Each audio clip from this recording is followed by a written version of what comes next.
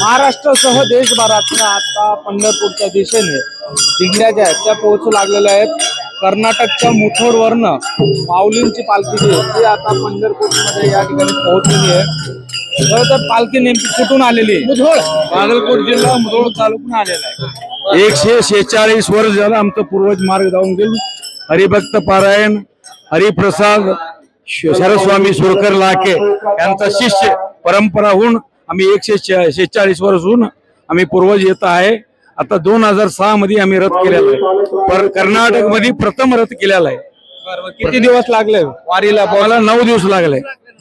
क्रमबद्ध, नियमबद्ध आणि हे नमद आलेलं आहे दिंडी प्रमुख.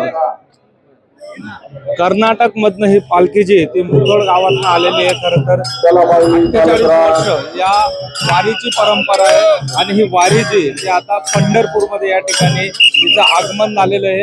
या वारीसोबत आलेले वारकरी आपण पाहू शकतो. कर्नाटक भागातले हे सगळे वारकरी जे ते या ठिकाणी आल्याचं चित्र सध्या दिसून येतोय. पंढरपूरमध्ये एकच गजर सुरू आहे तो म्हणजे विठुरायांच्या नामाचा. एकूणच संपूर्ण पंढरी नगरी जी या ठिकाणी मंत्रमुग्ध झाल्याची दिसून येते. त्याचबरोबर भक्तिमय वातावरणात या पालख्या ज्या आहेत त्या आता पंढरपूरमध्ये पोहोचू लागलेल्या आहेत. कॅमेरामन तुषार डेपलेचं खुशाल पाटील, पंढरपूर.